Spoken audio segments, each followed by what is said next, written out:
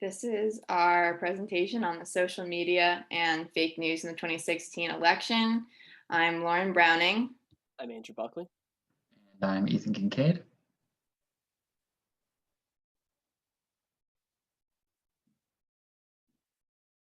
So historically speaking, it's not a new thing to have some sort of concern around a new form of media. So people always want to be contrarians, they want to be unsure, and they want to be wary of what new things are coming in. So we can go back to the 19th century with the invention of cheap newsprint and more efficient presses. People were worried that it was going to ruin the effectiveness of the press as a check on the power of the three actual branches of power.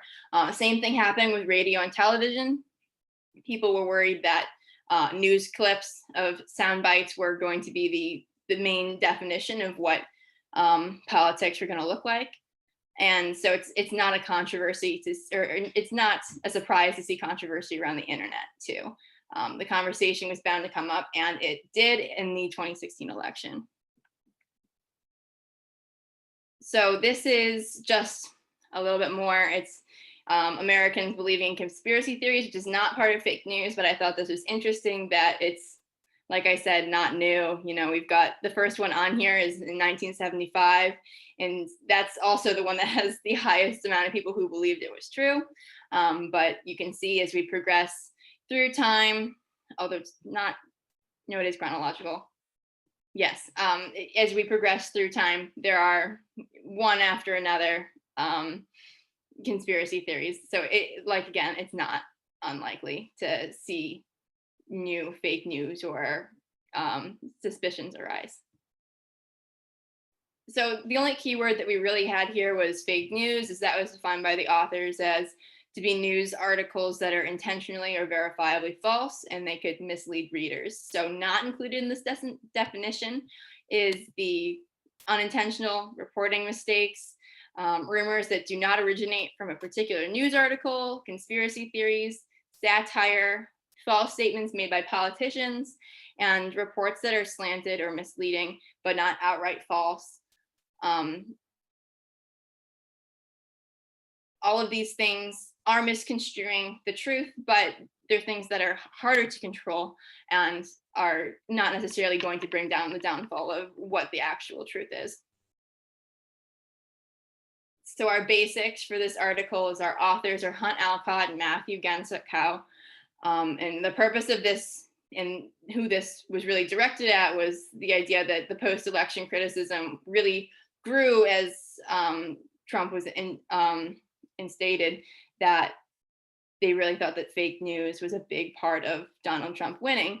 And they even say that a number of commentators had suggested that Trump would not have won if it were not for the influence of fake news. So there's four main claims that the authors go through. And the first one is about 62% of adults in the United States get their news from social media. The second is most popular fake news stories are shared more widely than the most popular mainstream news stories. The third one is many people who see fake news stories say they believe them. And the most discussed fake news stories favored Donald Trump over Hillary Clinton. And then the research questions are slightly different than that. And so it's, what's the importance of social media? Was it actually tilted, and how in the favor of Donald Trump? What were the rates that voters were encountering these fake news sources? Do demographics affect what's being taken away from the news sources? And what is the impact of fake news on voting? And if there's anything that can change the impact? So this is the first research question, and that's the importance of social media as a news source. So here you see a nice pie graph of what social media consumption is in the United States. As you can see, social media is not the smallest, but also not the largest section. So 62% of adults say that they get their news from social media, but only about 14% say that it's a large part of their intake of news. So that pales in comparisons. 34% of web using adults say they trust the information, and 30% like to get their news from television strictly. The second research question was whether or not it swayed towards Donald Trump. And so when you look at the articles that were published, only 41 of them were pro-Clinton or anti-Trump, whereas 115 were pro-Trump or anti-Clinton. And so this could either be because there's just a higher demand for anti-Clinton fake news, or it was just responded to better. And so that's what news outlets decided to provide. Pro-Trump articles also just may have been more compelling anecdotally, just by who's reading it, or they just might have made more sense. They weren't as far out.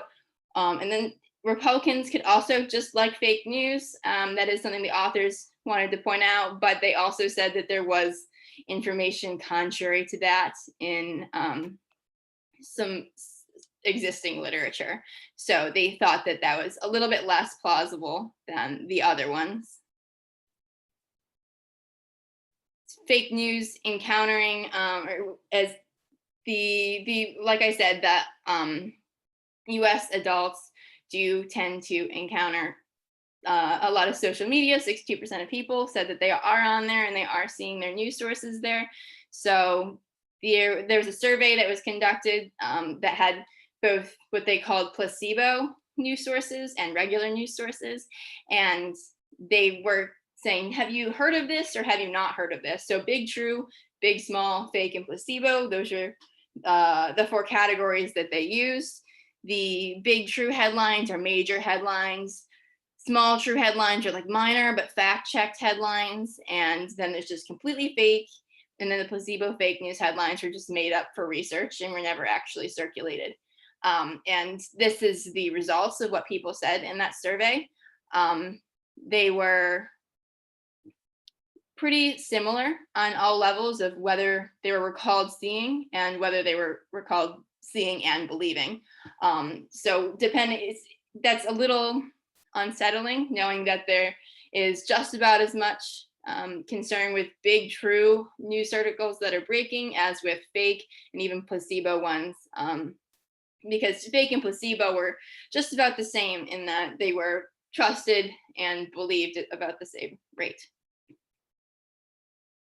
And then this is sort of a mathy part of the paper. There was some math that regressions, and we didn't think you guys wanted to really see that. So this is just what it ended up looking like more in the results. The asterisks denote the significance. So if there's 3 asterisks, there is a high significance. So those are the ones we're really looking at. There are a few that are just 1 or 2 asterisks, but most importantly, we should look at what the triple asterisk looks like. And so we can see which ones are the most significant. Like we said earlier, the Republicans this is just sort of significant, but the Republicans do tend to look towards the fake news. They are more likely to believe ideologically aligned articles than they are to believe non-aligned articles, which is what column 1 is talking more about. Column 2 is an intermediary step, and it's controlling for the ideologically aligned. And as you go down, you can sort of see what categories make it significant, like education or age or media time. And the second one is sort of the same thing, where it's whether or not you use social media, whether or not what your education level is, and that sort of thing.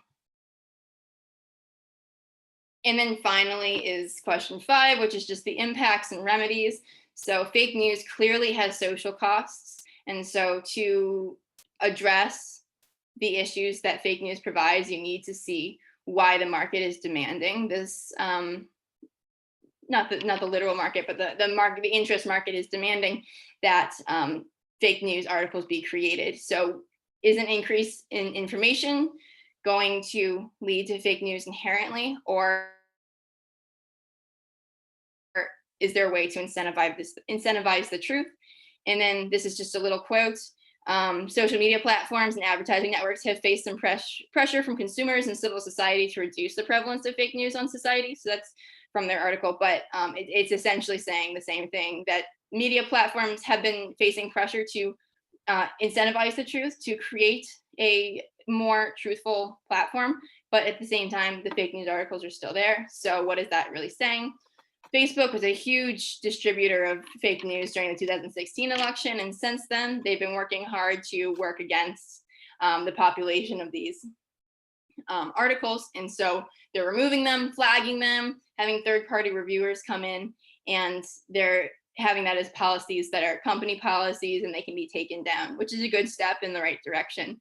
But what this does come up with is the important question about who is the arbiter of truth. And that's the big thing, is with social media sort of screening through the articles that are published, who is actually deciding what the real truth is, what the fake truth is, and is it the correct thing?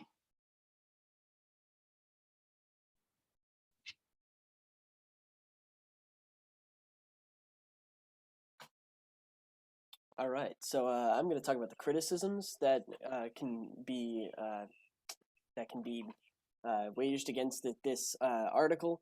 I think that a good place to start is at the beginning, where they claim that or they present the claim that that there could be a correlation between the election of President Trump and the increase of the prevalence of fake news. And while this may seem like overreaching, I think that the authors of the article may agree with that claim, that it is overreaching, in that they I think they did a good job throughout the article of just sticking with their research and not trying to put any twist on it or to fit any certain narrative or anything, because at the end, although this was kind of the claim that they were trying to prove or disprove, at the beginning they stated that the claim was not fully supported by the research. And then another criticism is just surveys in general.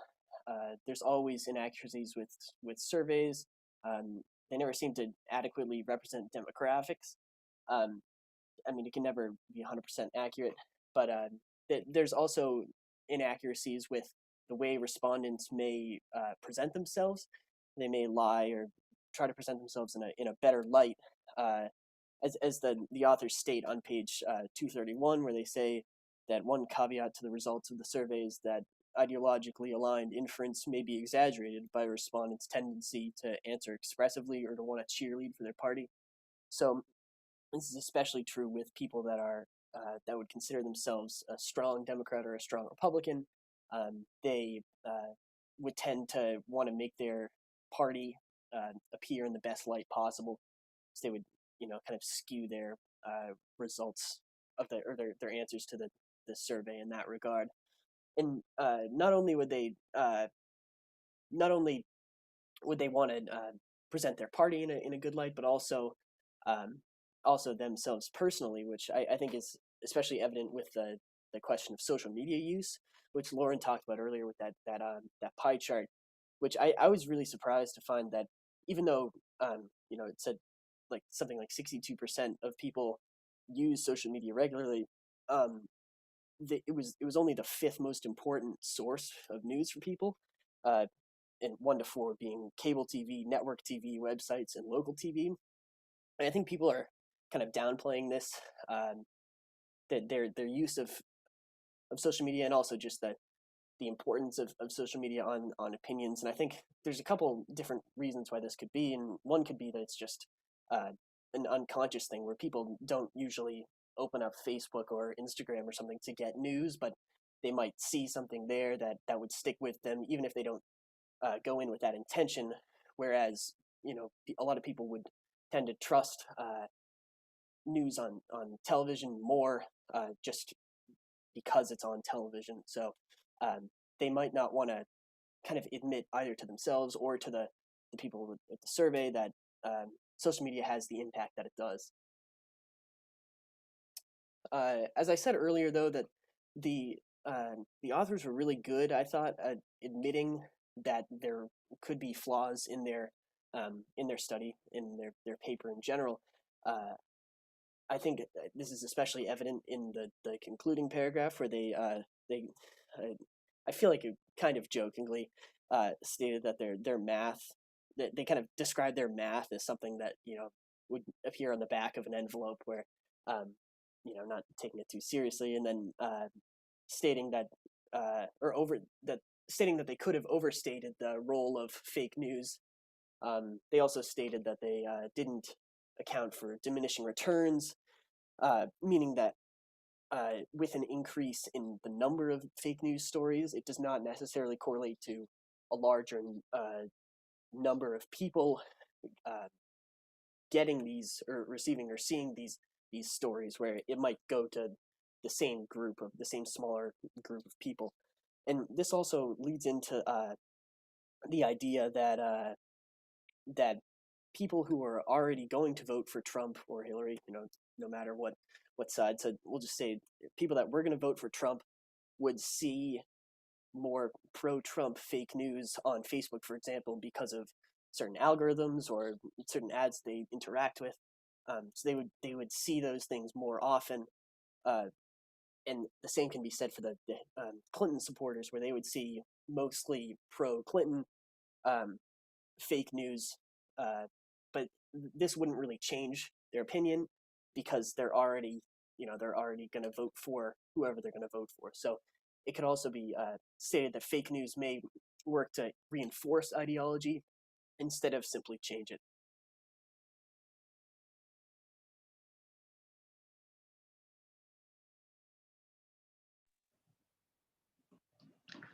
So the final part is talking about the conclusions of the paper. Now the authors talk about how they're not trying to make a definitive argument, more attempting to frame how the discussion is being conducted on fake news.